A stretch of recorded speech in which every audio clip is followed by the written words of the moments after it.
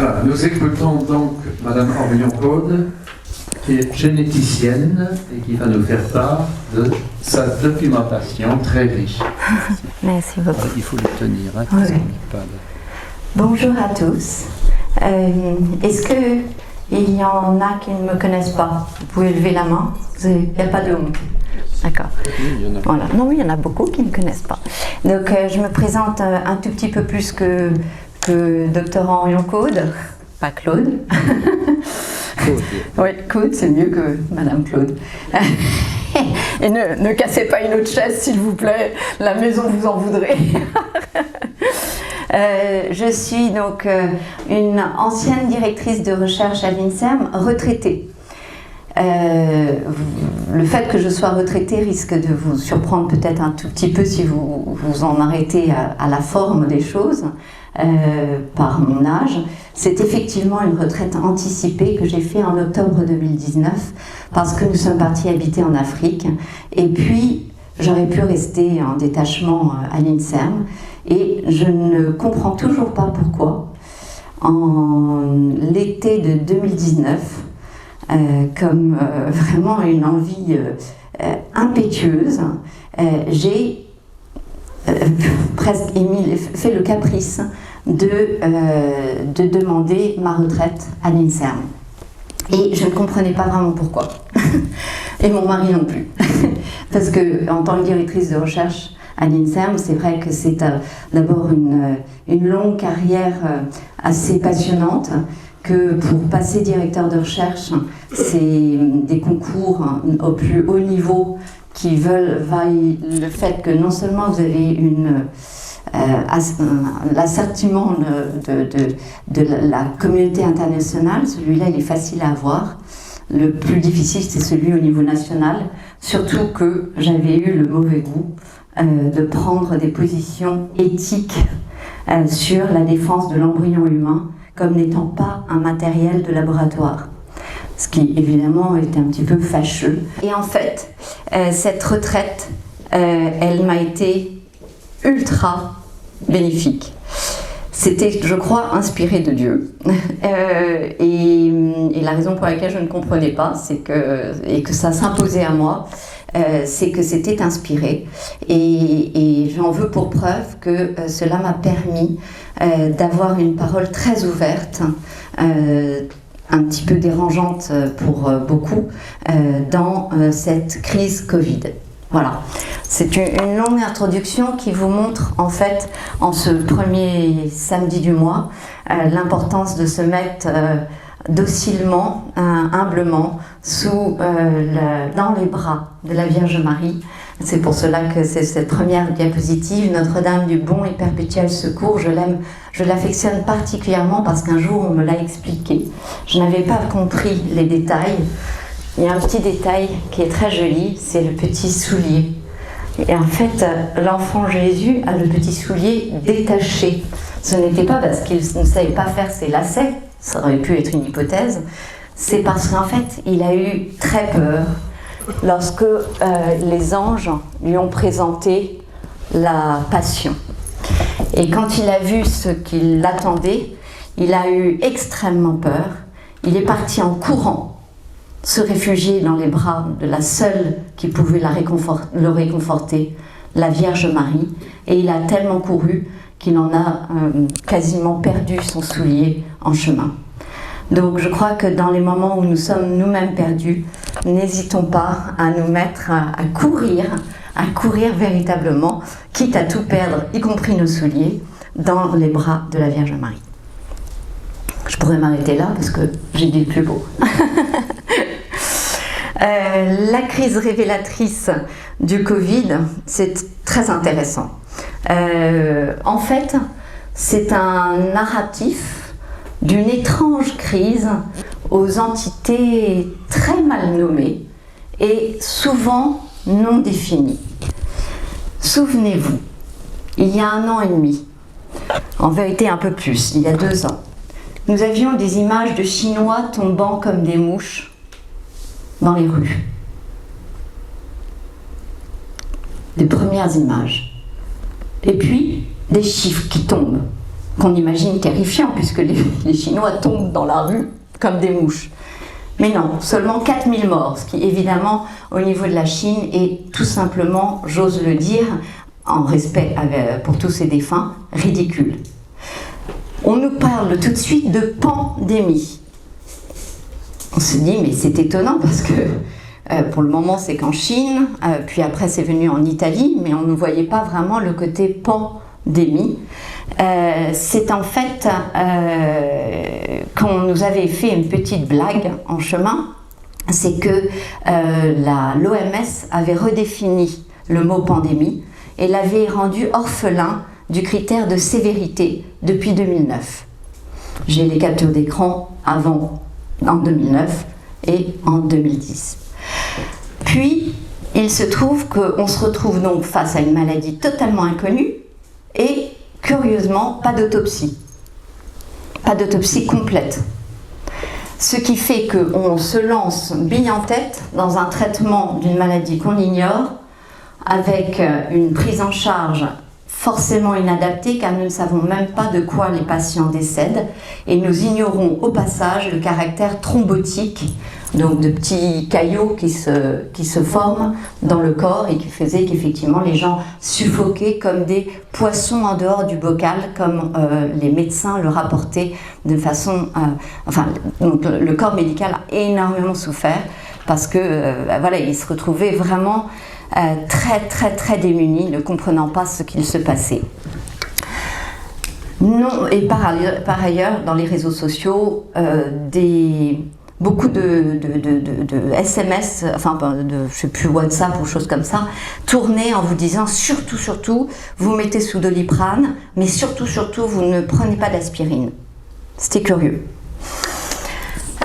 Finalement, cette aspirine aurait probablement évité beaucoup de décès s'il avait été administré. Non mise en place du protocole de Koch.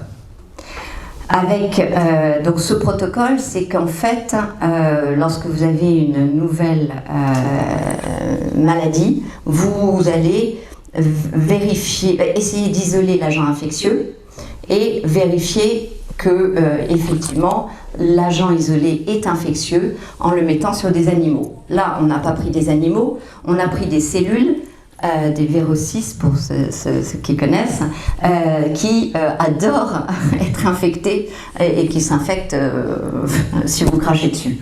Voilà.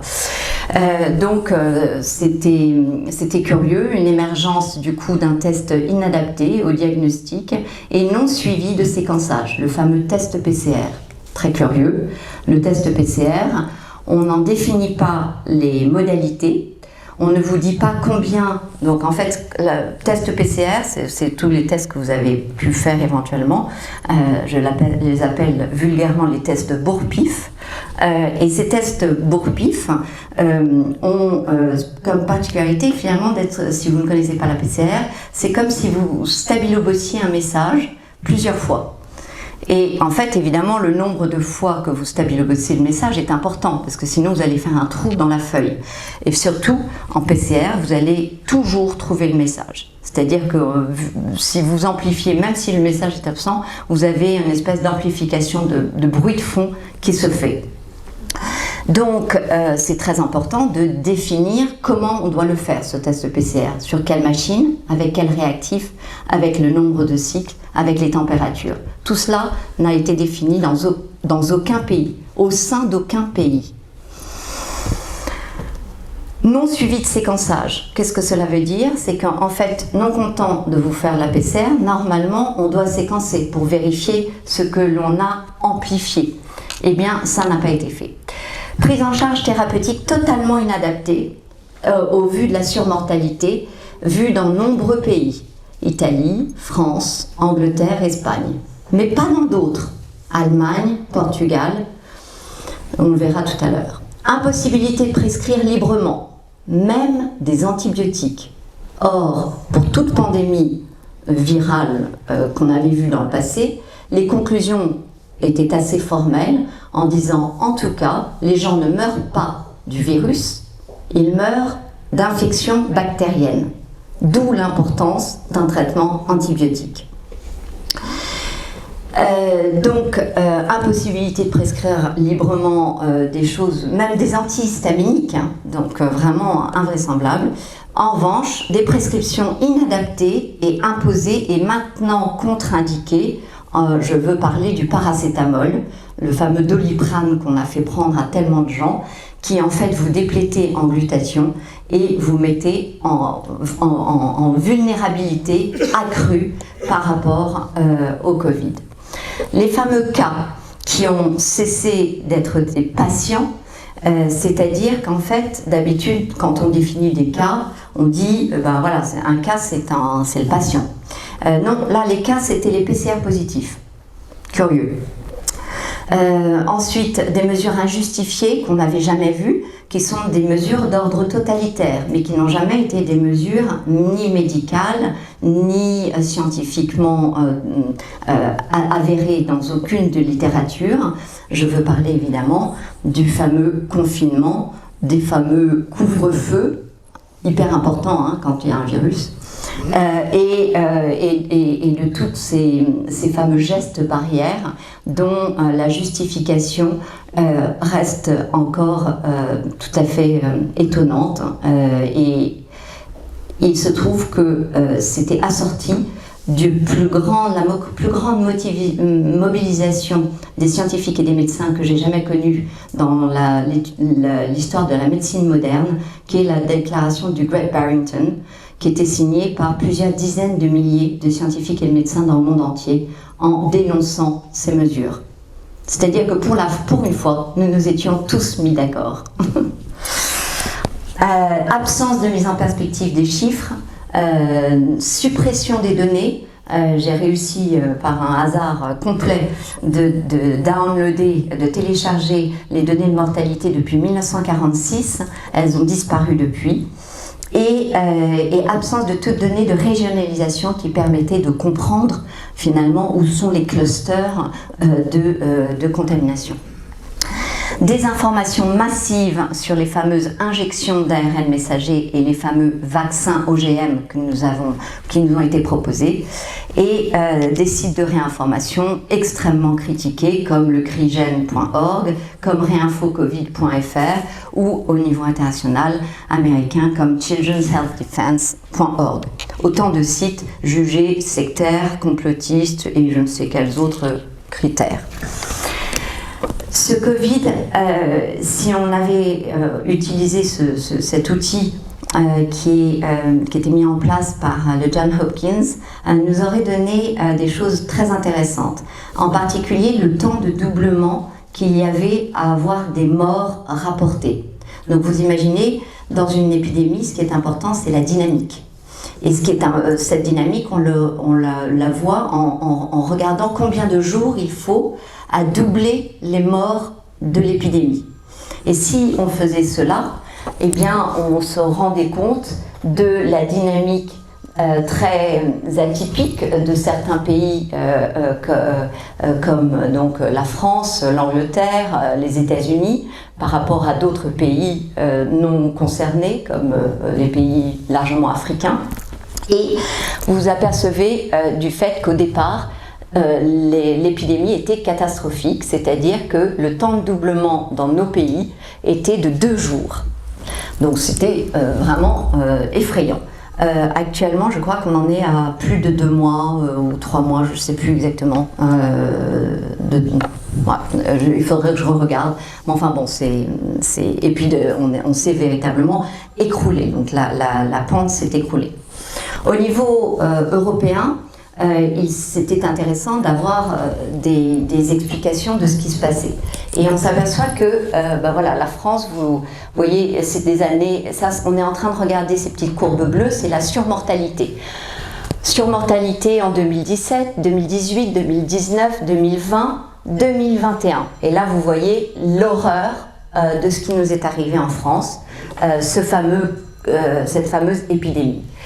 Après la fameuse deuxième vague qu'on nous a dite, qui ressemble quand même à finalement des patterns qu'on a assez régulièrement en France à l'hiver. Hein. Donc voilà, après il y a de façon étonnante un certain nombre de pays où pourtant on a parlé beaucoup de Covid et pourtant toutes les mesures ont été appliquées à peu près, le Danemark, l'Estonie, l'Autriche qui a eu plus un pic un peu hivernal, et donc on voit qu'il y a quand même une différence assez phénoménale d'un pays à l'autre. Et on va voir pourquoi. Dernière chose que j'ai à dire, c'est le fameux dessin de Véran qui nous expliquait que la raison pour laquelle il fallait confiner, c'est qu'on évitait un pic de cette nature-là et qu'on aurait ainsi un pic de cette nature-là, un petit peu étalé au niveau des hospitalisations pourvu qu'on confine.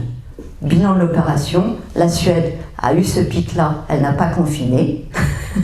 La France a eu ce pic alpin qu'il ne fallait pas avoir, elle a confiné. C'est fâcheux. Ça s'appelle des démonstrations un peu amusantes. Donc voilà, ça c'est l'Allemagne. Vous voyez, l'Allemagne n'a pas du tout été touchée non plus, hein. C'est assez fascinant. Et qu'est-ce qu'a fait l'Allemagne? Qu'est-ce qu'ont fait finalement ces pays? Eh bien, l'Allemagne qui jure par ses grands dieux n'avoir jamais touché à l'hydroxychloroquine, parce que c'est vraiment très sale, eh bien, en février 2020, commande 704 000 doses quotidiennes d'hydroxychloroquine, administre, pas commande, pardonnez-moi, et en mars 2020, elle était à près de 1 million de doses administrées. Je ne fais pas les conclusions, je vous laisse les faire. Je vous donne que des faits. Au niveau historique et régional, voilà les courbes de mortalité depuis 1946, celles que vous ne pourrez pas voir parce que vous ne pourrez plus les télécharger, et qui nous montrent en 2020, effectivement, la surmortalité que nous avons bien eue, bel et bien eue, vous voyez, cependant, qui est, somme toute, quand même dans un niveau qui reste a priori acceptable dans la mesure où nous avons bien vécu une épidémie, nous sommes bien au courant que nous l'avons vécue et que on n'a pas l'impression que ça altère de façon absolument drastique l'équilibre national. Autre point très intéressant, c'est une étude que j'ai faite au niveau régional, en disant mais on parle d'une deuxième vague, etc. Je trouve ça curieux cette histoire. La vérité, c'est que quand vous aviez eu un gros pic en mars-avril 2020, eh bien vous n'aviez pas d'autres pics. Ça c'est très intéressant parce que ça montre deux choses. C'est où que le virus a disparu. Le virus ne disparaît jamais, ou qu'en fait l'immunité, la fameuse immunité collective marche bel et bien. Quand on a eu un petit pic, là c'est le nombre de morts, donc vous imaginez, un petit pic en avril, vous avez confiné et donc en fait vous reprenez votre ticket pour dès que le virus va pouvoir un petit peu à nouveau prendre son essor et vous avez un deuxième pic.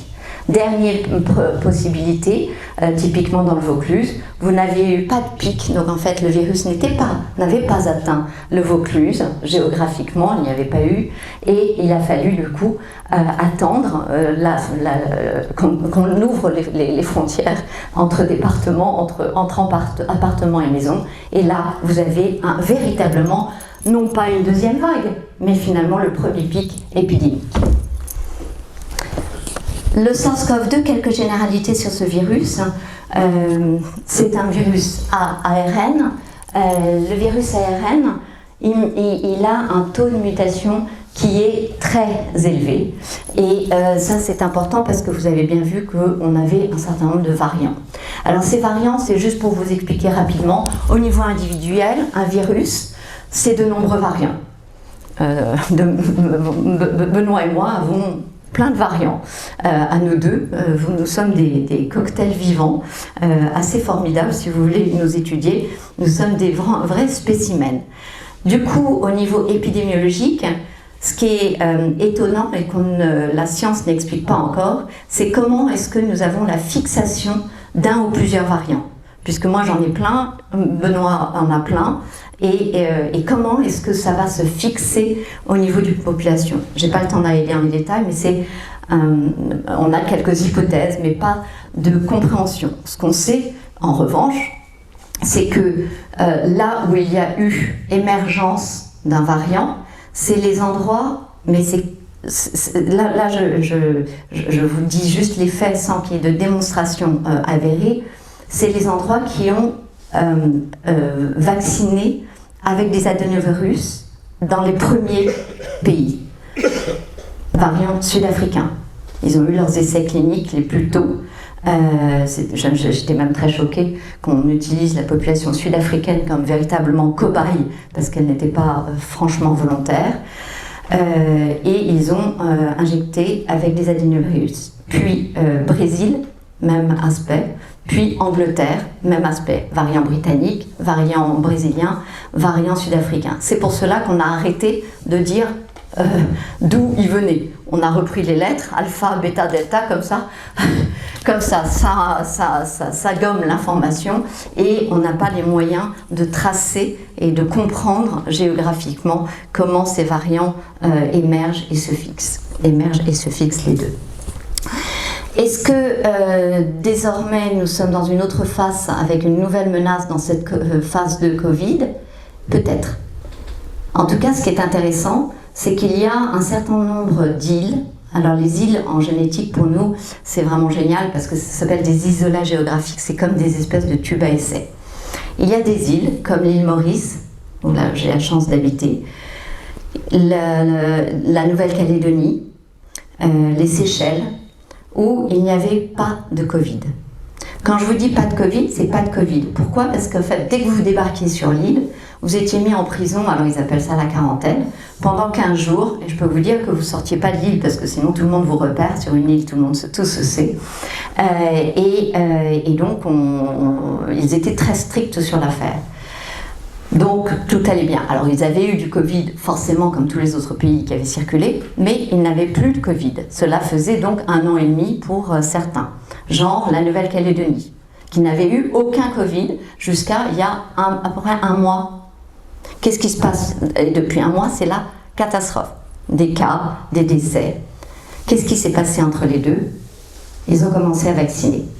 Qu'est-ce qui s'est passé à Maurice? Il y avait 0 cas. Ils ont commencé à vacciner des cas. Qu'est-ce qui s'est passé aux Seychelles? La même chose. Ce qui fait qu'effectivement, on se demande si nous sommes dans une nouvelle menace dans cette phase de Covid qui est vraiment intéressante.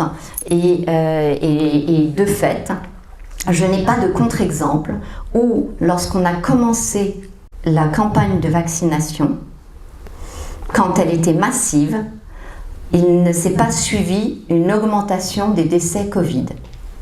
Et je n'ai aucun contre-exemple à cela. Je serais bien aise d'être confrontée à un autre exemple. Moi, j'aime toujours beaucoup réfléchir sur la complexité, sinon je ne serais pas chercheur. Mais je n'en ai aucun. C'est-à-dire, on commence à vacciner, on a un pic. Alors après, ce pic redescend. Comme on me l'a fait remarquer, c'est vrai qu'on ne meurt qu'une fois, et je vous le confirme, et cette crise Covid confirme cela.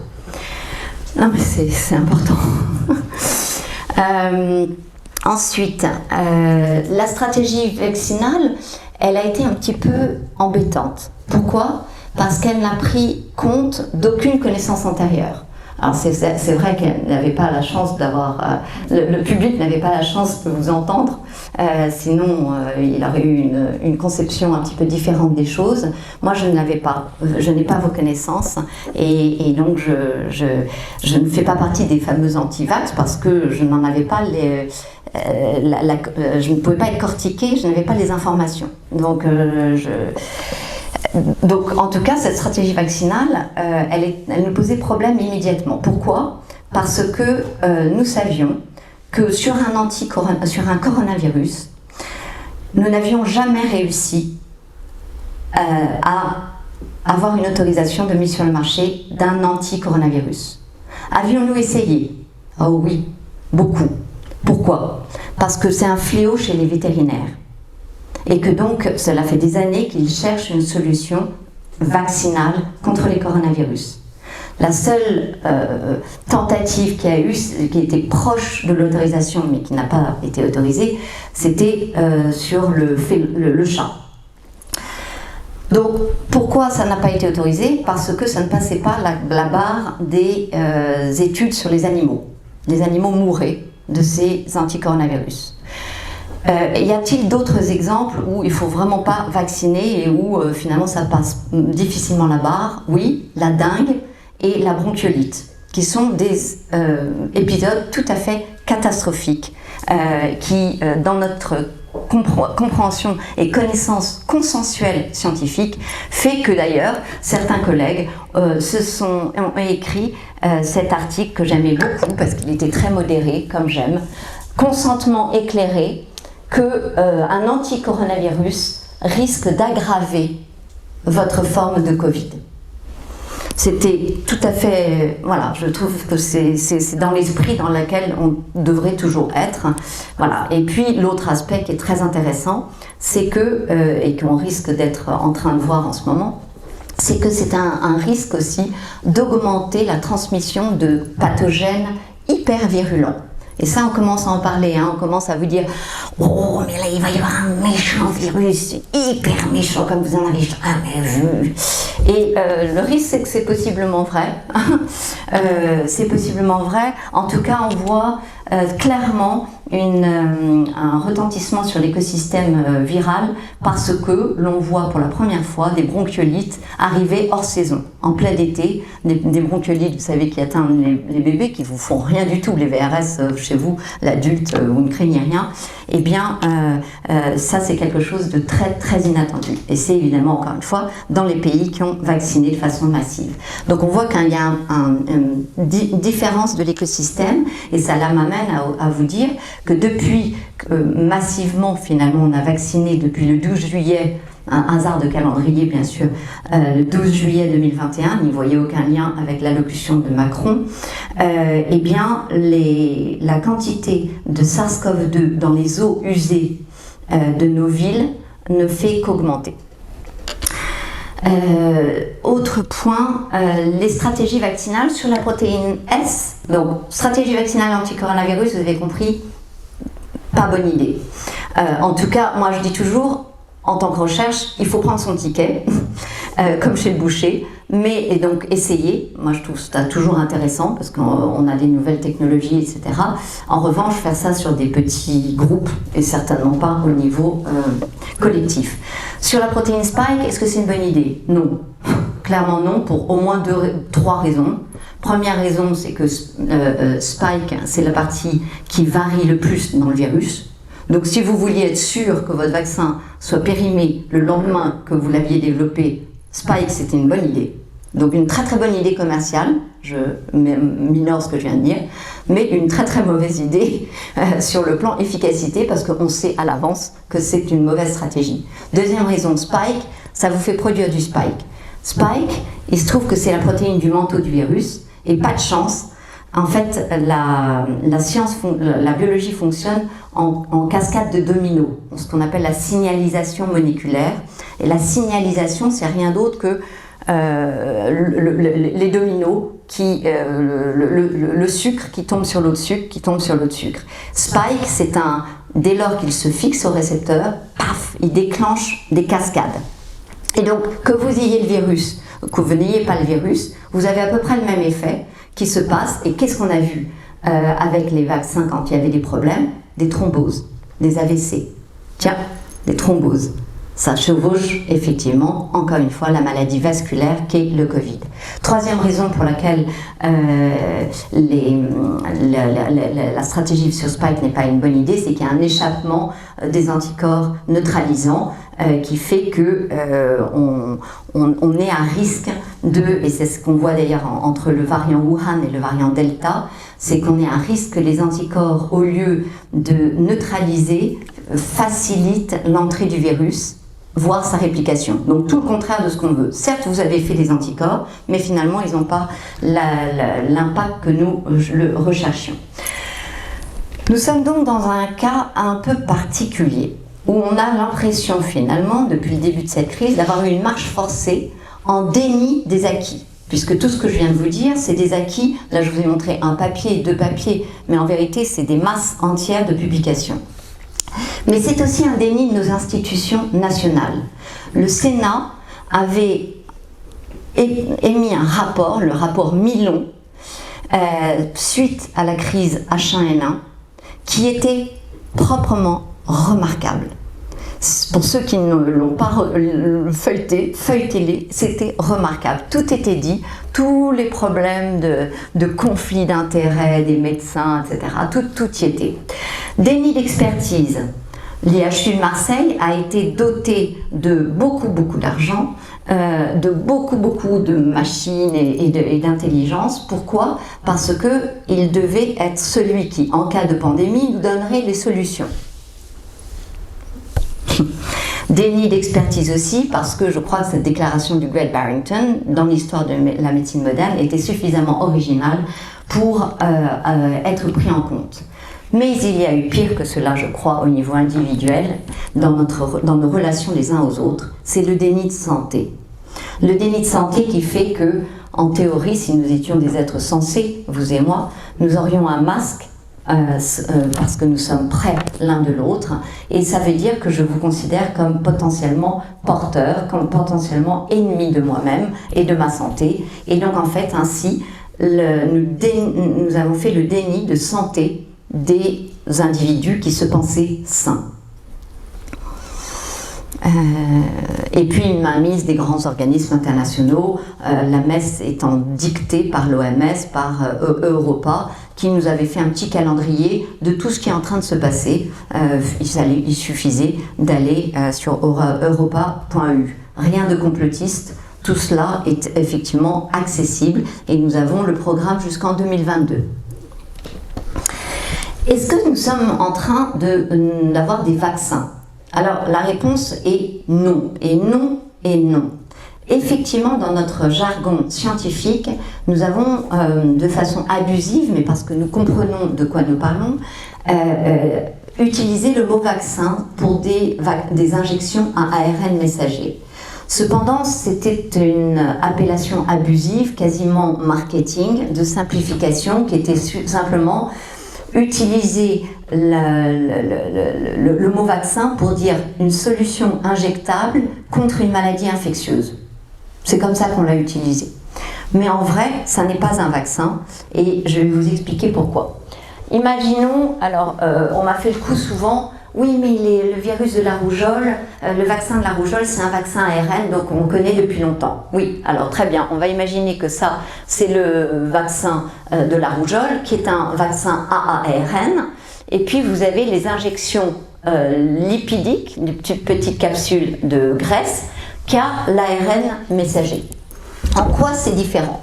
Si je vous injecte la rougeole, vous allez avoir votre reconnaissance du système immunitaire va se faire immédiatement. Pourquoi? Parce qu'il reconnaît ces petits manteaux là, il dit ouh, ça ressemble à du virus, donc il se met en ordre de bataille et il déclenche sa réaction immunitaire. Si votre organisme reçoit ça, il n'y voit que du feu. C'est comme un vaisseau fantôme qui va rentrer dans votre cellule et qui va faire rentrer, pardonnez-moi, l'information génique à l'insu de vos cellules. Elles se retrouvent avec un petit message, elles se disent, qu'est-ce que c'est que ce message-là? Alors ce message-là, il est suffisamment étudié pour forcer la machinerie à le produire. Donc en fait, il y a vraiment un forçage de la machinerie par le design remarquable avec un code génétique jamais vu dans le vivant, jamais utilisé dans le vivant, et donc en rien un ARN messager finalement, un ARN ou alors un ARN messager mais ultra synthétique avec encore une fois un code génétique qui d'habitude n'a pas cours. Ça c'est juste pour vous raconter un petit peu, dès lors qu'on est au niveau de la protéine, on est en bout de course. Si on est au niveau de l'ARN, on risque de faire un petit peu de bordel, parce que l'ARN est vraiment au cœur de toutes les interactions qu'on peut imaginer dans la cellule. Alors, ces injections géniques expérimentales, eh bien, c'était un curieux vaccin car il n'était pas fait, il n'a pas été conçu pour empêcher les formes sévères du Covid. Il n'a pas été conçu pour empêcher la transmission homme à homme. Donc déjà, dans sa conception, c'est juste du jamais vu. Donc rien rien que pour ça, il ne mérite pas le mot vaccin. L'autre aspect, c'est est-ce que l'innovation, c'est toujours un progrès? Pas forcément. Surtout quand, en l'occurrence, cette injection génique, elle va changer notre considération de notre intégrité humaine. Puisque le petit virus de la rougeole, c'était une espèce virale, chacun restait selon son espèce. Effectivement, vous co-vivez en permanence avec des millions de milliards parfois de virus, de bactéries en bonne intelligence. Mais chacun co-vit et chacun reste selon son espèce. Là, il y a une petite twist, c'est qu'en fait, on vous injecte dans votre information l'information génique d'une autre espèce et donc vous vous mettez à être producteur, donc en destin humain, vous changez un petit peu votre destin et vous devenez un destin d'humain augmenté, capable de produire une protéine de virus qui n'était donc pas de votre espèce. Changement de votre information génétique, nous n'avons aucune idée, contrairement à tout ce qui vous a été dit, de quand est-ce que cette information va disparaître de vos cellules. Nous ne savons pas, il a été en tout cas conçu pour une grande stabilité, notamment par son changement de code génétique. Et donc en vérité, au niveau de la structure même chimique, ça donne une espèce de chiralité différente, une stabilité différente, donc on ne sait pas quand est-ce que vous en débarrassez. Une stratégie vaccinale sans prise en compte des traitements inexistants, des traitements existants, pardon, ça vous rappelle quelque chose? Et puis, quelques petits soucis qui sont intéressants parce qu'ils peuvent nous aider à comprendre ce qui se passe.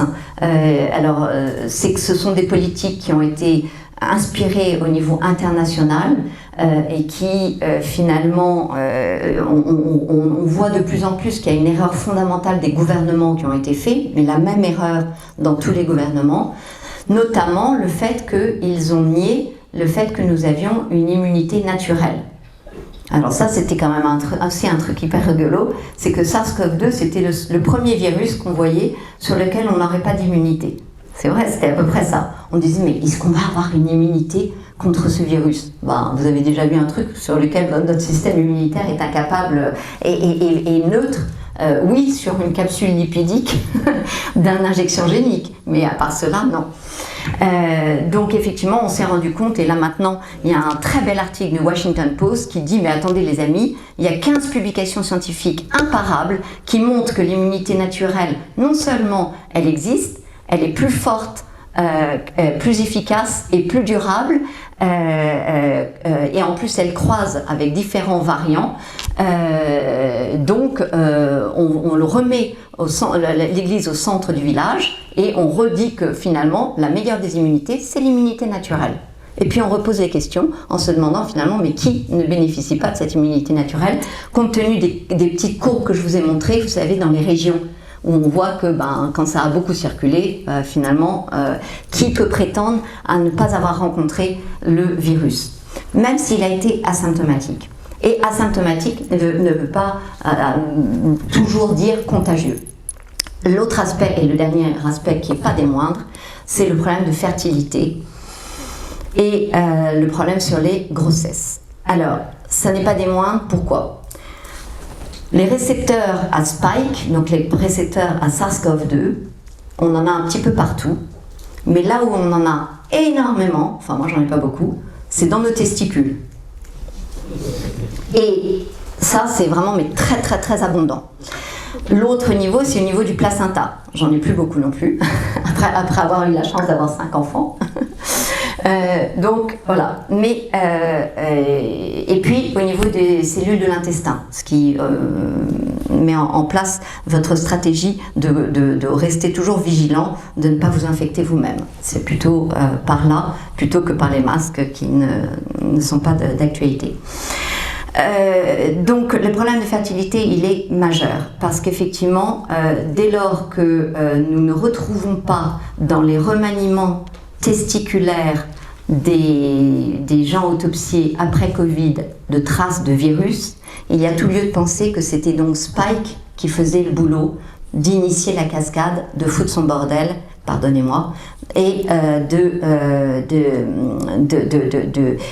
profondément désorganiser au point de compromettre la production de spermatozoïdes dans le sperme, la concentration.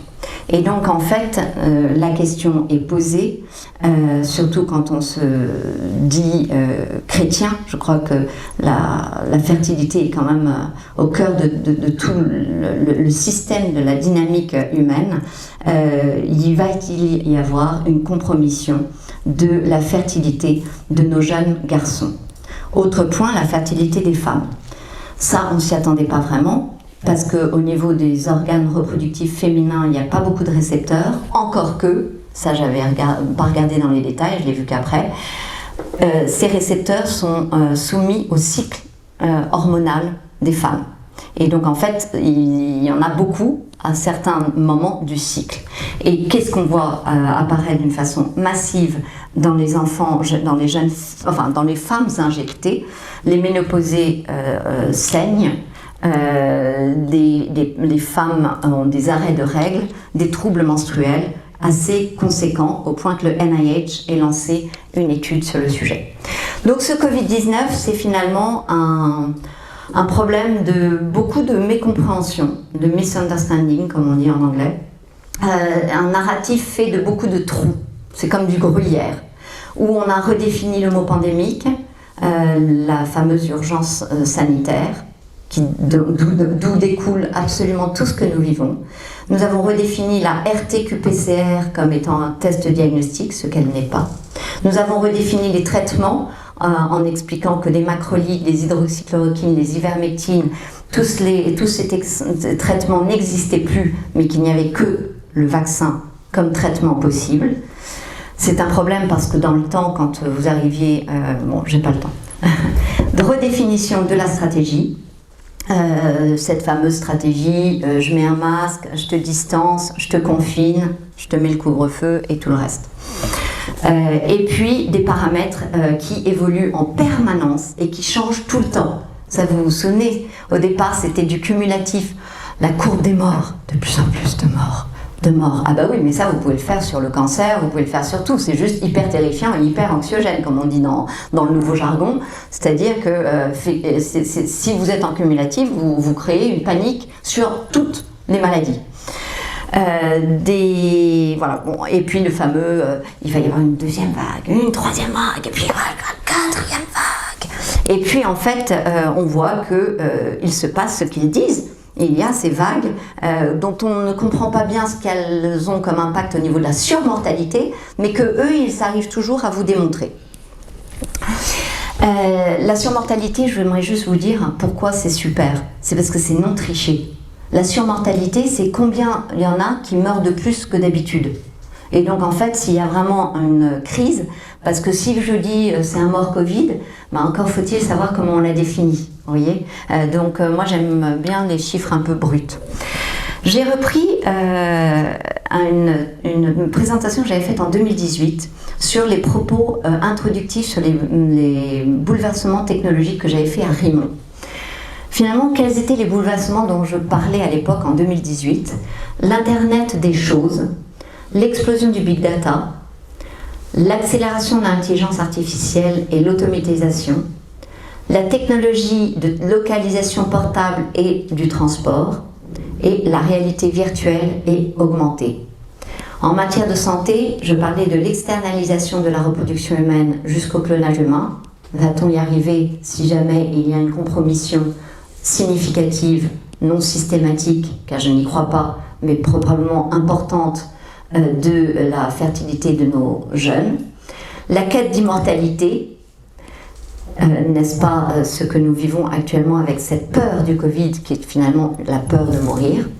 L'annonce de la réactivité des fonctions cognitives de cerveau mort, l'essai de greffe de tête, l'impression des organes en 3 dimensions, la transmission et le stockage des données de santé, qui est au cœur de tous nos QR codes. Et je rappelais quand même la définition de l'intelligence artificielle. L'intelligence artificielle se définit comme l'ensemble des théories et des techniques mises en œuvre en vue de réaliser des machines capables de simuler l'intelligence. La santé connectée, je parlais aussi, vous voyez le petit truc à droite, désolé pour la diapo qui n'est pas très jolie. La santé connectée, la santé numérique, l'interconnexion des fonctionnements physiques et psychologiques. N'est-ce pas ce que nous sommes en train de vivre, non seulement par nos QR codes, mais potentiellement aussi, et la question est ouverte, avec ces injections dont on n'explique pas actuellement le magnétisme qu'on retrouve chez certaines personnes injectées et qui ne sont pas si rares que cela, qui est potentiellement explicable avec les traces de corps métalliques aimantables que le Japon a identifiées dans les doses de Pfizer et de Moderna. Mais voilà, on en est là. Et la question est, est-ce que du coup, cette injection serait cette interconnexion des fonctionnements physiques et peut-être psychologiques, je ne sais pas. Il faut savoir que l'aimantation, notre magnétisme, c'est quelque chose qui nous définit, qui est très important. On est tous magnétiques. Si vous vous amusez chez vous, mettez une pièce au niveau de votre épaule, et puis vous verrez qu'elle tient, parce que y a une petite aimantation. Alors évidemment, au bout d'un moment, ça tombe parce que c'est une aimantation légère, surtout que nous avons des métaux qui ne sont pas très purs, mais on a de l'aimantation ici, sur le sternum. Finalement, je dis, c'est le signe de la croix. et en fait, ça vous confère votre sens de l'orientation. En tout cas, chez les animaux, c'est ça que ça fait. Les abeilles ont sur leur abdomen plein de cristaux de magnétite, les baleines, les oiseaux migrateurs. Donc c'est quelque chose de super intéressant. Comment est-ce que ce magnétisme-là interférera avec notre propre magnétisme? La question est ouverte. La boussole 1, c'est que nous devons être tous des chercheurs de vérité, à défaut de la vérité, qui évidemment n'est pas humaine, comme nous le savons tous. Pour chercher ces vérités, je crois qu'il y a deux petits indices que je peux vous donner. Premièrement, l'importance de comprendre ce qu'il y a derrière certains mots. Le confinement, déjà ça commence mal avec la première syllabe, et ensuite ça n'avait rien à confinement, c'était une assignation à résidence. Je ne crois pas que vous aviez fait quoi que ce soit de mal qui justifie votre assignation à résidence. Mais c'est cela que nous avons vécu. Et donc, voyez l'importance de comprendre la vérité qu'il y a derrière certains mots qu'on se met à répéter comme si on les avait toujours connus, alors qu'ils ne correspondent même pas à la réalité. Donc, surtout dans une audience comme cela, soyez plus intelligents devant un nouveau mot que vous n'avez pas connu. Je ne sais pas moi, test PCR, cherchez les vérités qu'il y a derrière ce mot. Deuxièmement, et puis faites votre propre appellation. Test Bourpif. Pourquoi je l'appelle Bourpif? Pas parce que je suis une grossière personnage, encore que, mais simplement parce que nous atteignons avec ces petits cotons-tiges, nous ramonons des structures sur lesquelles qui sont vierges de tout toucher. Le fond de la gorge a le bol alimentaire qui le racle en permanence. Je n'ai aucun souci à mettre un coton-tige dans le fond de la gorge. Parce qu'effectivement, il est habitué au toucher physique. Aller farfouiller là-haut, ça n'est pas une bonne idée car c'est un endroit qui est éminemment sensible. Je peux aller plus loin sur la plaque cribriforme qui a été rebaptisée par l'Académie de médecine comme base antérieure la base antérieure du crâne, pour surtout pas utiliser le terme anatomique que j'avais utilisé de plaque cribriforme ou de plaque ethnoïde, parce qu'effectivement j'avais raison d'alerter sur le risque qu'il y a à ramoner ces petites structures qui sont éminemment sensibles. Deuxième importance, l'importance de rappeler des vérités biologiques. Un virus, ça n'est pas un être humain, c'est même pas un être vivant. Donc quand on vous dit, quand on personnalise, quand des hommes politiques et des médecins personnalisent le virus, non, là il y a un petit problème, il y a des vérités biologiques. Le virus n'est même pas considéré dans la catégorie des êtres vivants. Boussole numéro 2, nous sommes tous chercheurs de progrès. Alors en quoi l'Église est-elle concernée? Eh bien l'Église est concernée parce que le Concile Vatican II nous a dit qu'il fallait soigneusement distinguer le progrès terrestre de la croissance du règne du Christ. Ce progrès a toutefois beaucoup d'importance pour le royaume de Dieu, dans la mesure où il peut contribuer à une meilleure organisation de la société humaine. Arrivons-nous en ce moment, avec les solutions qui sont les nôtres, à une meilleure organisation de la société humaine? La question est ouverte. Progrès, du latin progressus, qui traduit l'action d'avancer. Le progrès est l'évolution dans le sens d'une amélioration. Sa transformation progressive vers plus de connaissances et de bonheur. Est-ce que prendre son petit ticket d'injection tous les 5 mois, sinon on n'a plus de passe, est-ce que c'est un progrès vers une transformation vers plus de connaissances et de bonheur? La question est ouverte. Finalement, la question est, est-ce que la technologie, c'est le progrès?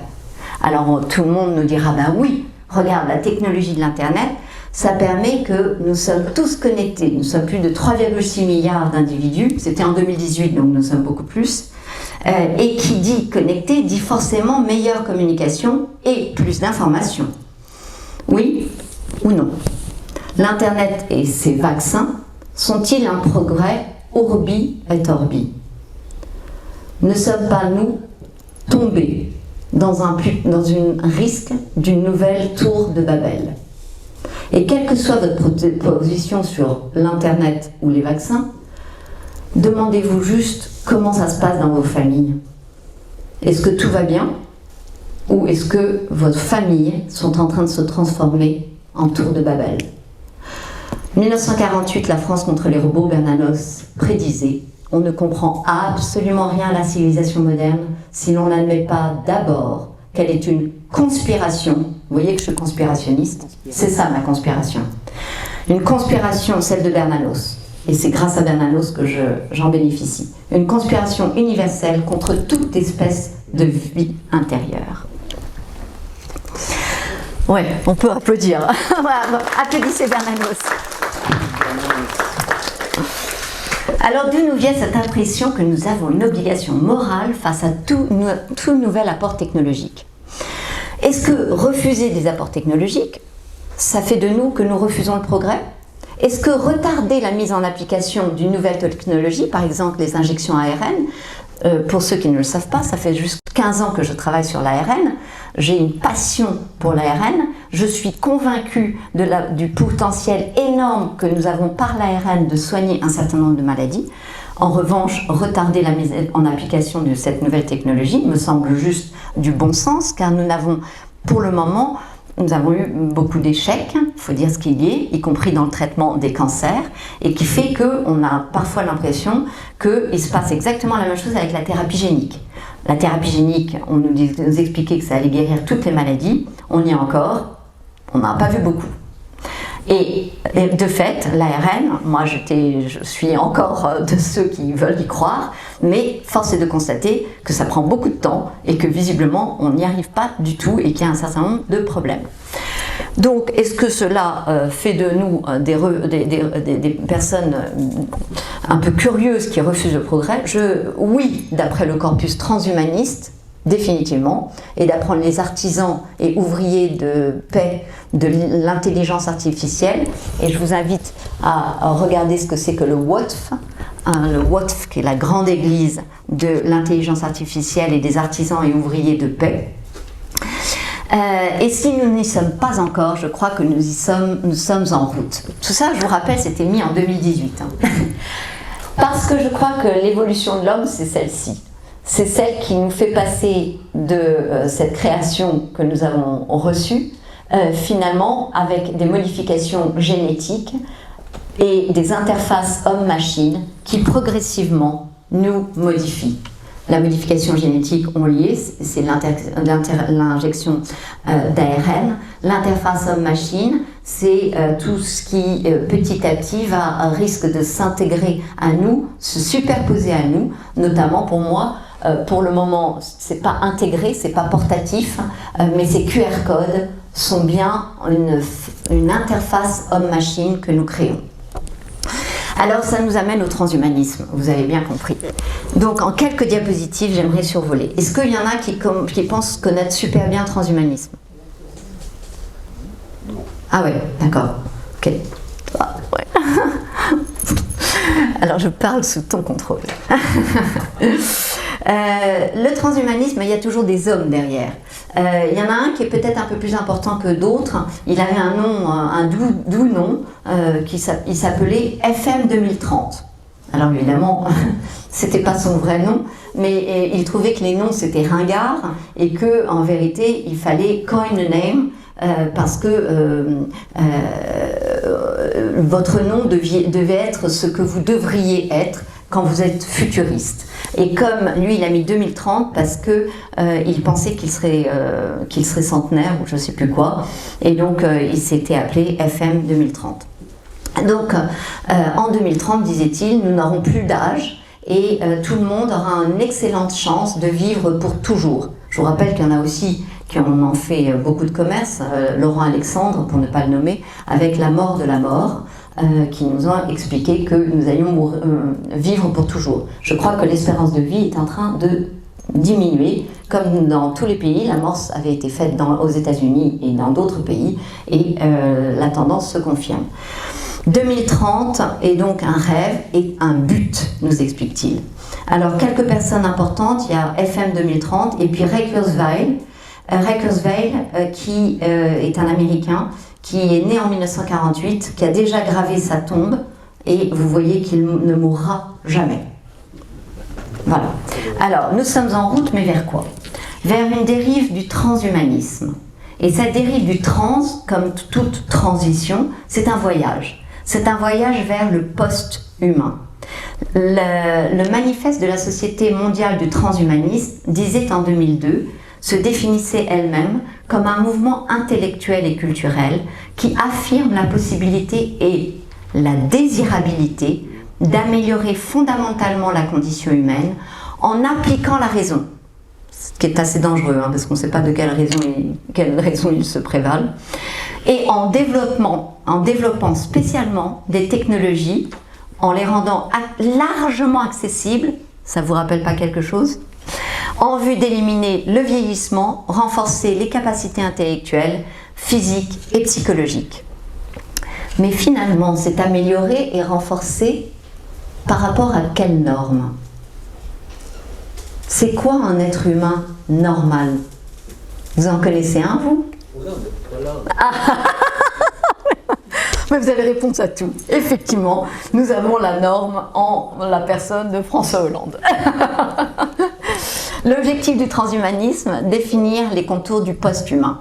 Et comment alors ça s'appelle les technologies NBIC, NBIC.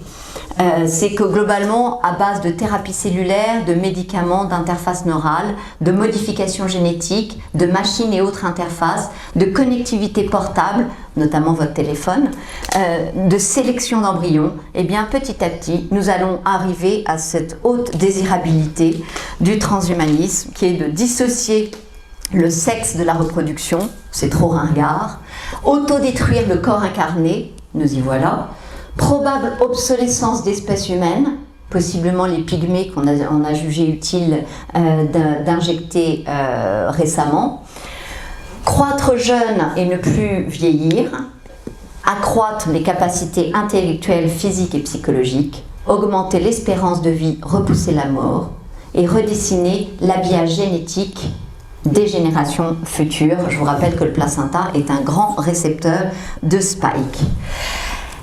Alors évidemment, vous voyez comme c'est malsain, parce que là-dedans, vous allez me dire qu'il y a certains buts qui vous plaisent et qui sont assez séduisants.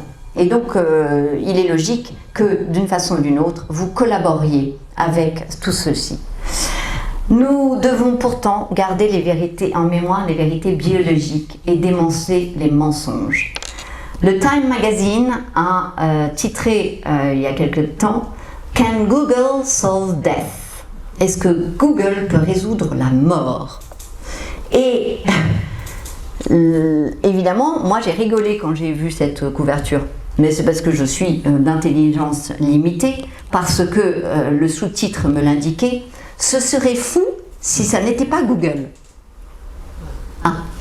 Oui, ça c'est un détail qui m'avait échappé. C'est donc que c'est possible puisque Google l'a dit. Donc c'est ce premier mensonge que la vie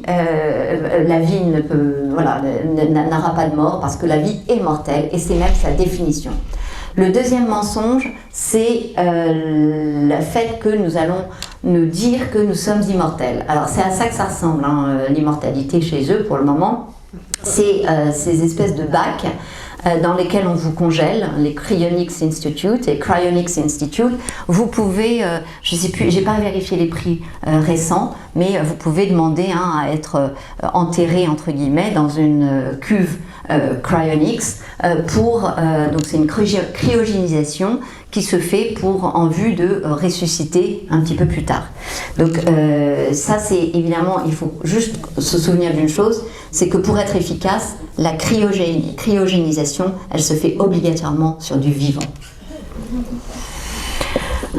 Donc c'est en pleine actualité parce que on nous demande finalement, ça c'était en 2016, jurisprudence était faite, la justice anglaise avait donné à une adolescente le droit d'être cryogénisée. Cette adolescente souffrait d'un cancer en phase terminale et peu avant sa mort, elle a remporté la victoire sans précédent devant la justice de pouvoir être cryogénisée, ce qui veut dire qu'on pourrait la ressusciter et la soigner plus tard. Voilà un petit peu finalement cette modification génétique et cette interface homme-machine, c'est à cela que ça ressemble. La modification génétique, c'est l'externalisation du sexe et de la reproduction. On est sur des technologies de plus en plus performantes de placenta artificielle, avec ce petit animal qui est effectivement né vivant. C'est des études qui ont été faites à Philadelphie, et vers le post-humain, avec cette possibilité d'avoir des avatars que des petites puces implantées dans le cerveau contrôlent. Donc ça pourrait être hautement désirable si ce n'était pas hackable, c'est-à-dire qu'on peut prendre possession dessus. Il y a évidemment la résolution du gender qui dit que ce petit garçon, ne le jugez pas comme une fille, je vous vois tout de suite juger sur les apparences. C'est bien un petit garçon qui dit que la meilleure chose qui lui soit arrivée dans le fait d'être une fille, c'est que maintenant il n'a plus besoin de prétendre qu'il est un garçon. C'est un garçon, hein. Biologiquement c'est un XY, on va dire. Voilà. Donc voilà, est-ce que le danger ce sont eux ou c'est nous? Je vous offre une pilule qui accroît de 25% la capacité de mémoire de votre enfant. On verra à la fin, j'en ai pris dans mon sac. Est-ce que vous la souhaitez? Cette pilule, j'aimerais juste vous dire, elle est sûre. C'est comme les vaccins, ils sont sûrs et efficaces. Et ils accroissent les notes de votre enfant de 4 points. Tous les autres enfants, j'ai oublié de vous le dire, dans la classe, le prennent déjà. Tous les autres enfants le prennent déjà. Et donc, en fait, qu'est-ce qui va se passer? L'impensable, une minorité va l'accepter. À ce moment-là, le fait qu'une minorité l'accepte, il y a la permission d'y penser. S'il y a la permission d'y penser, tout d'un coup, une majorité l'accepte. Dès lors qu'une majorité l'accepte, il n'y a plus aucun recours éthique. Et ça, c'est la rapidité de la familiarité qui s'oppose à toute introduction de la réflexion éthique. Et de fait, nous n'avons pas entendu beaucoup de philosophes pendant cette crise Covid. Premier repère, toute connectivité est-elle bonne à utiliser? Eh bien, il faut probablement poser des limitations éthiques. Les frontières de la connectivité sont celles d'une transmission simultanée de tous mes sens. Ça, c'est un outil. En traitement, eh bien, la question est ouverte, celle de la liberté. Pas de prothèse connectée. Vous avez vu le petit monsieur là qui avait sa prothèse. Si jamais la puce n'est pas connectable de l'extérieur, alors il n'y a aucun problème à ce qu'il ait cette prothèse. En revanche, si on peut hacker le système de l'extérieur, cela pose un problème. Deuxième repère, trier. Trier sur quels critères? Bon, maintenant on a la réponse, c'est Hollande, puisqu'il existe un homme de référence, mais je croyais qu'il n'en existait pas. comme il n'existe pas d'ailleurs de génome référence. Or, tous les tris génétiques se font pourtant par rapport à une référence. On tombe dans l'eugénisme. Troisième repère, le clonage humain. Tout clonage est l'anéantissement de l'altérité. Tout clonage est l'anéantissement de la sexualité. Et pourtant, c'est une omerta complète depuis 2013. La loi est permissive sur le clonage humain. La loi de bioéthique que nous avons votée récemment en France déploie le tapis rouge à ce clonage et elle est techniquement faisable, hélas, chez l'homme. Donc voilà, dites-moi combien j'ai de temps, j'ai déjà dépassé ou j'ai encore un peu de temps? 10 minutes. 10 minutes, génial. Là, je suis partie sur la conférence que j'ai donnée en 2019, donc il n'y a pas si longtemps que cela, au Vatican. Et j'avais demandé, j'avais dit comme titre, je vous ai dit, la vie à la croisée du genre humain. Progrès, dilemme et fondement. Et je disais comment discerner cet appel à la vie aujourd'hui. Vous avez vu que chez moi, j'ai tout le temps besoin de boussole, de repères, de vous donner des petites choses. Parce que ce qui est important, c'est de penser par soi, mais d'avoir quand même des guidelines qui vous rappellent comment le faire. Le fameux progrès. Si vous n'avez pas compris le transhumanisme, vous l'avez résumé en cette petite diapositive rigolote. Vous avez la vie au centre, vous avez l'humain à gauche, le transhumain en voyage, le post-humain haute désirabilité, vers, ça n'est pas fini comme voyage, l'hyper-humain. Et collaborent d'une façon incroyable trois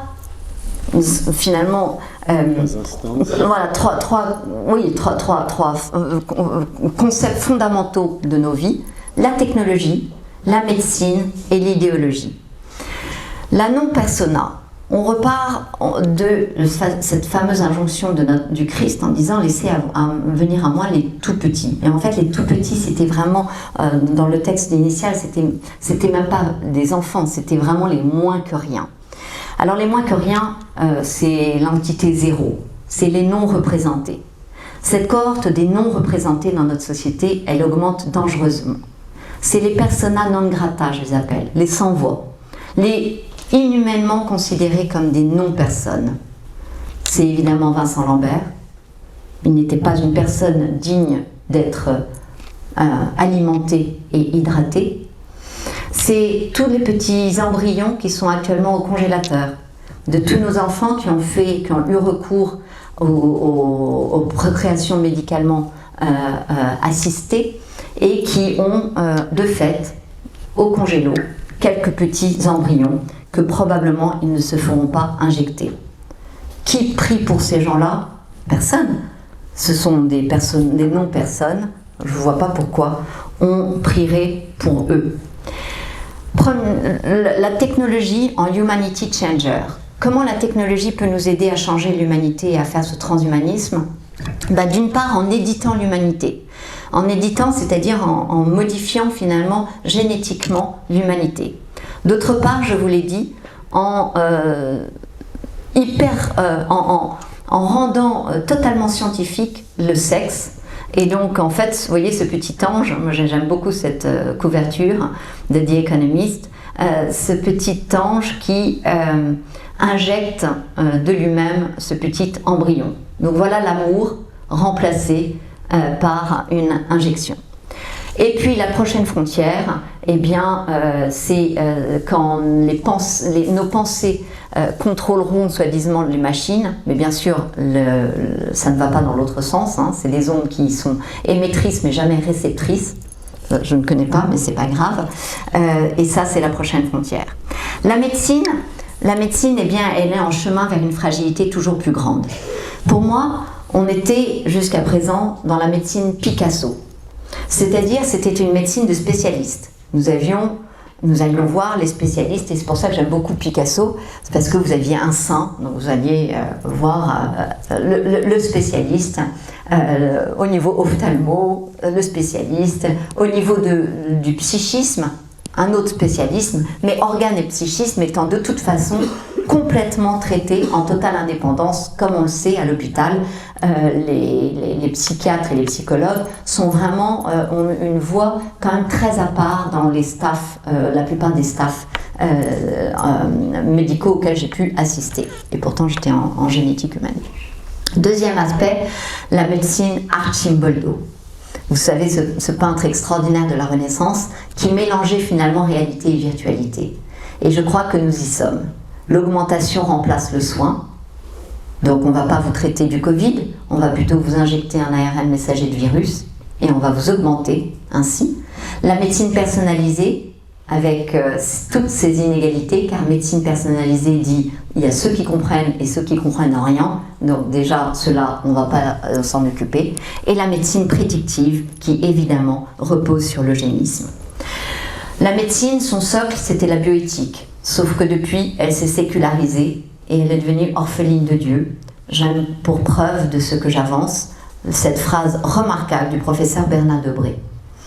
Jusqu'ici, Dieu était propriétaire du brevet. Nous étions ses enfants. Et voilà que tout à coup, l'homme réparateur devient lui-même créateur. L'idéologie en Human Changer, l'idéologie aussi influence considérablement en redéfinissant les contours entre la vie et la mort, en vous disant qu'effectivement vous n'allez pas mourir, etc. Et redéfinit le sexe et la famille avec typiquement cet homme qui a pris beaucoup d'hormones pour pouvoir être dans la situation d'allaiter son enfant. L'idéologie Game Changer, on le voit, c'est sur la mort, sur le genre et sur la procréation pour tous ces couples qui ne peuvent pas avoir d'enfants et qui risquent d'être de plus en plus nombreux, vous l'avez compris. Aïe, server proxy, j'ai presque fini. Les dilemmes, pour finir, eh bien nous sommes en face de la fragilité. Et la fragilité, elle est tout d'abord, en premier lieu, liée à une histoire d'amour. Une histoire d'amour qui repose sur le consensus scientifique, selon lequel la vie commence à la cellule œuf, c'est-à-dire au zygote. C'est une anthropologie évidemment éclairée par la génétique et par la biologie cellulaire. Je vous rappelle l'insistance de Saint Jean-Paul II et de Benoît XVI à ce que science et foi travaillent ensemble. Actuellement, je considère que l'Église n'est pas éclairée par la science et donc prend des positions sur ces injections totalement déconnectées de la science. C'est bien dommage et c'est pour cela que sa position est à mon avis intenable. Science et foi. Au service de la théoanthropologie, une vie transmise en tant que principe vital, contenue dans les gamètes parentales, dont la syngamie, la rencontre ensemble, va former un nouvel individu.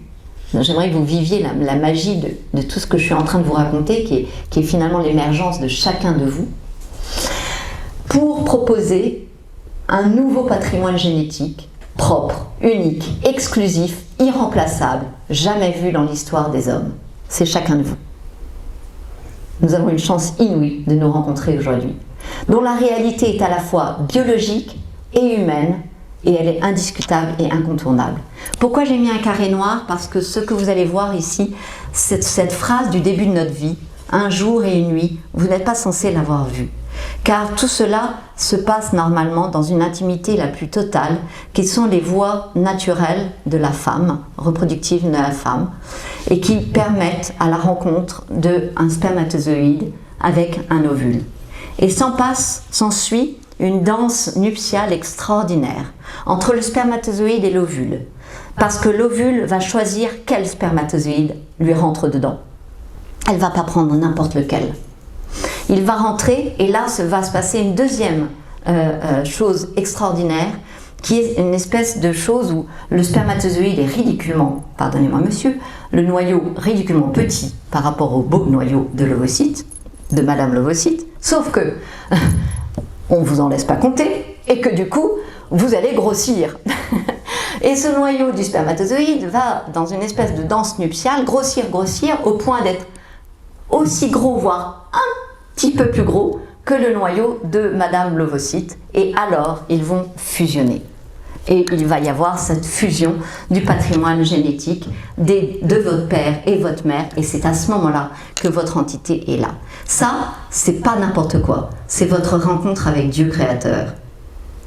C'est une phase extraordinaire où il faut un jour et une nuit, parce qu'il faut en gros 22 heures, vous voyez, à peu près 24 heures, en tout cas in vitro. Cette fragilité, elle est liée à l'invisible. Vous avez compris que j'ai parlé de l'invisible. Tout ne doit pas être vu. Et on parle toujours de l'invisible pour les anges, etc. Mais on oublie l'invisible de notre propre création. Donc du coup, cette réalité de notre conception, il faut se souvenir, un processus caché. Caché même de nos parents. Nos parents n'ont rien vu. Qu'ils ne fassent pas croire qu'ils sont responsables de tout. Dès lors, eh bien effectivement, comme on a dévoilé tout ce processus, on se croit tout permis. L'avortement, la procréation instrumentalisée, etc. Donc vous voyez, c'est une dimension qui me semble importante. Mais c'est une fragilité liée avant tout à l'histoire de notre humanité. Et je prends cette phrase extraordinaire des fêtes juives qui nous ont été instituées, et vous faites ce petit voyage rapide de Pâques à Hanouka. Il faut 280 jours, 10 cycles lunaires pour arriver à la vie éternelle, à la fête des Lumières. 280 jours, c'est le temps d'une grossesse. Dans ce temps, vous avez toutes les fêtes. Le pain sans levain, avec ou sans une ovulation, avec ou sans spermatozoïdes, les prémices, le Shavuot, la Pentecôte, avec l'achèvement du fœtus, les trompettes, avec la formation de Louis, les expiations, avec la transformation du foie qui devient producteur de sang. L'enjeu des fondements, et je n'ai plus que 3 diapositives, c'est bon? L'enjeu des fondements, eh bien, notre amie Hildegarde de Bingen, que certains connaissent peut-être, qui est quand même une docteure de l'Église, a eu des visions. Elle était une femme remarquable du Moyen-Âge, et ces visions, à mon avis, nous éclairent énormément sur ce que nous vivons actuellement avec ces injections. L'antique serpent vit qu'il avait le temps de lutter contre les fils des hommes. Si il réussissait à précipiter dans le péché les conceptions des hommes. Satan dit, dans une autre vision, « Ma force est dans la conception de l'homme, par là l'homme m'appartient. » Je crois que la suite, vous la connaissez. Je n'ai pas besoin de vous la décrire. Avec tout ce que je vous ai brossé, vous comprenez les enjeux qui sont au-delà, bien au-delà du Covid, qu'on sait traiter comme vous le savez. C'est donc une invitation à reconsidérer le lieu saint, et c'était une interpellation du Christ. Et dans le Christ, il disait, il s'appuyait sur l'Ancien Testament, et pas n'importe lequel, sur le livre de Daniel. Et il nous explique, lorsque vous verrez l'abomination de la désolation installée dans le lieu saint, mais quel peut être le lieu saint? Si vous connaissez l'incarnation du Christ, vous le savez. Le lieu saint, comme l'a dit le prophète Daniel, que le lecteur comprenne. C'est ça la phrase. C'est plus que sibyllin. On se retrouve dans la même position que les apôtres quand il annonçait qu'il allait mourir et il ne comprenait rien, qu'il allait ressusciter, mais il ne comprenait rien. Et bien là, on se retrouve, nous, à ne rien comprendre. Mais il y a une interpellation que j'adore, que le lecteur comprenne. Le lecteur, à l'époque, mais qui lisait à l'époque? Pas grand monde quand même. Donc c'était que une révélation pour certains.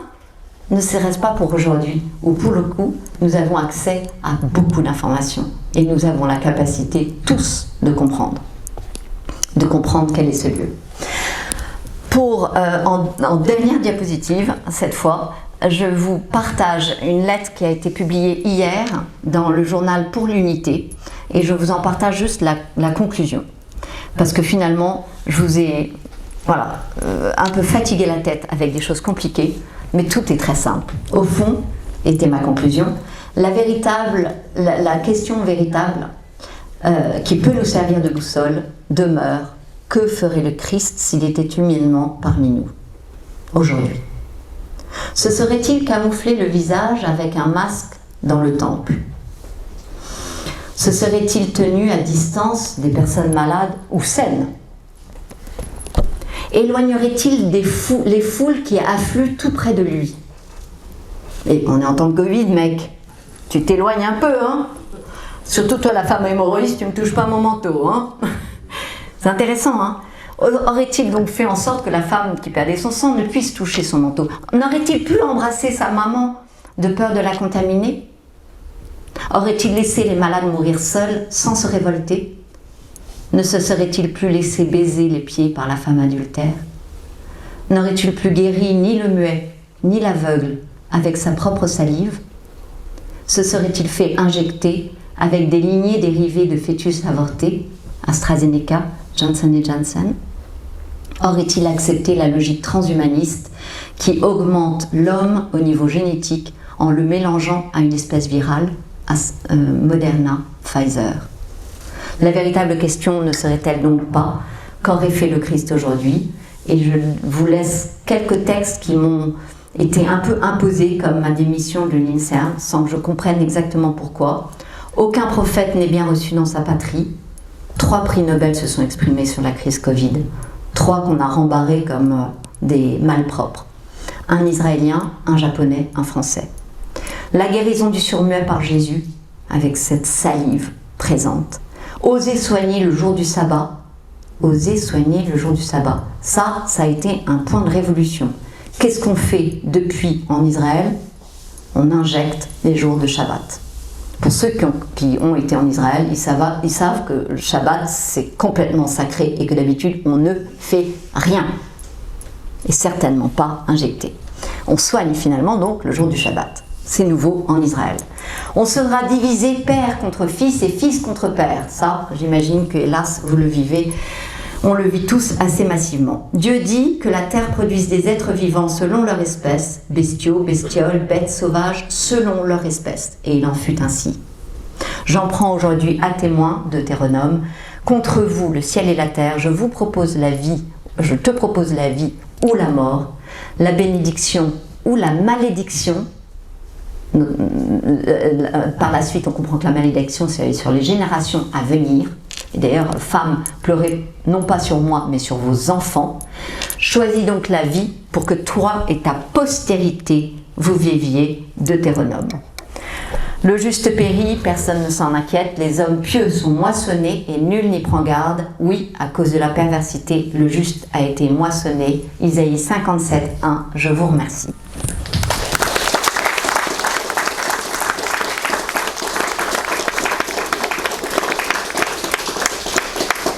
On a le temps de faire des questions ou même pas? Nous n'avons plus beaucoup de temps. Mais serez-vous avec nous ce soir aussi? Non. Ah, dommage, parce que ce sera le moment où on posera des questions. quelques questions. Comment? Quelques questions. Une ou deux questions Maintenant, oui. Alors, pardon, une. Le jeune homme, là, l'autre jeune homme. Il y a plein de jeunes hommes. Hein. Le premier, là. Là. 3e rang, au milieu. À droite. Là-bas. Je vois, oui. Bonjour madame, et merci pour cet exposé. Alors moi je vous ai un peu suivi à la télévision pour vos exploits manifestationnels, je sais pas si bon. En tout cas, alors j'avais une question, alors, je ne sais pas si ça pourrait être enlevé au montage. Et alors vous parliez de 3 prix Nobel, dont je pense le professeur Montagnier, mais s'il n'était pas allumé. Alors moi ça m'avait marqué quand il avait dit, c'est sur France Soir, là, que pour lui c'était manifeste. Le virus avait été trafiqué. Enfin, alors ensuite il avait été traité de piateux, de tous les noms possibles, imaginables. Et alors il a sorti, je crois qu'il y a 1 mois ou 2, bon, ce que j'ai entendu par ailleurs dans d'autres endroits, là, que selon lui il y aurait 2 milliards de morts dans les 2 ans à venir suite à tous ces vaccins. Est-ce que vous-même vous avez une idée là-dessus? Ouais. Alors sur la construction du virus, il se trouve que je me suis exprimée très précocement sur le sujet, sur une petite vidéo qui n'a pas eu beaucoup de succès entre guillemets. La première vidéo que j'ai faite, c'était 400 000 vues. En fait, c'est pour ça que ça a été un peu étonnant ce qui s'est passé pendant cette année. Et où j'expliquais qu'en tant que généticienne, je ne voyais pas comment ce virus répondait à autre chose qu'une construction de laboratoire, parce qu'il y avait une logique humaine d'assemblage de Lego. j'ai été traitée et vilipendée, comme le professeur Montagnier, très largement traitée de complotiste pour cela. Depuis, c'est une hypothèse qui est retenue en premier lieu. Voilà. Deuxième aspect, prévoir le nombre de morts. Je déteste ce jeu-là. Je trouve qu'il relève d'un... il est à la limite d'être inculte. Pourquoi ? Parce que s'il y a vraiment une chose qu'on comprend, c'est la complexité de la vie et des interactions entre les virus, les bactéries, les animaux, le climat, tout. Et donc en fait, je crois que nous ne pouvons jamais prédire et qu'à chaque fois que nous lançons dans des prévisions, c'est une chiffrée, c'est une catastrophe. Donc, contrairement d'ailleurs à ce qui traîne parfois sur Internet, je n'ai jamais fait la moindre prévision parce que je comprends que nos corps sont remarquablement, ont une espèce de résilience, de capacité d'adaptation toujours plus surprenante à chaque fois et qui fait que je crois qu'on peut, qu'on peut résoudre ces aspects. C'est pour ça que sur la fertilité, je dis un certain nombre risquent d'être fertiles et je ne vais sur aucune autre prédiction. Mais dès lors que certains seront stériles, certains seront stériles, eh bien il y aura un risque qu'on les mette en exemple, que du coup, désormais, la seule façon de faire les enfants, c'est à l'artificiel. Bien. Très rapidement, deuxième question. Oui. Le jeune homme avant, celui-là, il a... Voilà. Dans l'ordre. First come, first served. Le jeune homme à 82 ans. On ne compte pas quand on aime, vous savez, monsieur. Oui, en fait, c'est toujours l'éternel, l'homme qui veut se faire Dieu. Autrement, je voulais vous demander, là, vous disiez que la population de l'Australie était particulière, quoi. Mais il y a plusieurs populations en Australie. Vous avez les aborigènes. Oui. Alors, je ne sais pas en quoi j'ai dit que l'Australie était particulière. Mais... Il n'y avait qu'une seule population. Non. Ah, les pygmées, c'était pas les... Non, c'était... Les pygmées, c'est au Cameroun. Il se trouve qu'il y a eu un triste épisode où ils se sont mis à injecter des pygmées au Cameroun. Mais voilà, l'Australie, non, non, en plus, Euromomo, il n'y avait pas les cours d'Australie. Non, non, ouais. En tout cas, oui, je connais les aborigènes d'Australie. J'ai travaillé sur la Polynésie, en fait, isolat géographique sur les Polynésiens. Donc, du coup, de fait, les Maoris... voilà. Bonjour madame. Bonjour. Merci pour votre conférence. Vous avez parlé des 4 vaccins donc, qui sont actuellement sur le marché. Donc finalement ce sont des poisons. Hein. Et je voulais savoir si vous avez... J'ai pas dit ça non plus. C'est un amalgame. Je n'aime pas les amalgames. Donc il faut... Voilà. En tout cas, ça n'est pas... ils ne sont pas forcément vaccins. Il y a des vaccins OGM, mais il y a des injections géniques. Voilà. Et je voulais savoir si vous avez une opinion sur le vaccin VLA 2001. Vlavina. Valneva. En fait, toutes ces stratégies sont fondées sur la production de Spike. Comme Spike, pour le coup, a une toxicité, à défaut d'être un poison, je pense que fragiliser notre organisme à l'exposer à de la protéine Spike est une mauvaise idée. D'accord. Pourtant, ils disent que c'est un vaccin à virus désactivé. Oui. Donc éthiquement, cela ne pose cela pose probablement pas de problème. Mais là, ma réponse n'était pas de l'ordre éthique, elle était véritablement de l'ordre de est-ce que c'est une bonne idée d'exposer votre corps à une protéine qui risque de le fragiliser parce qu'il fait cette cascade de dominos de signalisation qui altère par exemple la biologie des mitochondries pour ceux qui connaissent, c'est-à-dire le moteur assez essentiel de l'énergie de vos cellules. Très bien. Il y avait une dernière question. Merci pour cet excellent exposé. Et ma question revient sur l'effet que les coronavirus ont été identifiés en 1963. On a eu deux précédentes pandémies, SARS, MERS, et alors celui-là. Et quelle est votre position par rapport à ce que je considère un manque de préparation des organismes internationaux pour prévenir cette nouvelle pandémie? Merci. Alors j'y ai répondu alors ce n'est pas vraiment un manque de préparation. Il y avait préparation. Il y avait l'IHU en France. Il y avait l'IHU de Marseille qui avait été doté de tous les outils nécessaires. Il y avait eu le rapport des sénateurs qui donnait véritablement une feuille de route qu'ils n'avaient qu'à suivre et qu'ils ont suivi pendant un certain temps. C'est pour cela que beaucoup de masques avaient été commandés, mais qu'un énarque a jugé ils ont périmé parce que les élastiques auraient été... voilà, donc bref. Donc en fait, il y avait la préparation, il y avait tout. Et puis ça s'est effiloché avec le temps, avec les gouvernements, avec les transmissions, ce qui fait qu'il y a eu véritablement maintenant, on a abouti au déni d'expertise. Et même quand les experts se sont rappelés à leur bon souvenir, les experts ont été délibérément mis de côté, affublés des termes les plus abjects qu'ils soient, parce que nous méritons peut-être beaucoup de choses d'être mal considérés, mais nous ne méritons aucun des termes qui ont été émis sur nous, et je parle en connaissance de cause. Voilà. Donc il y avait, mais il y a eu un déni. C'est un des 3 dénis. Merci. Merci.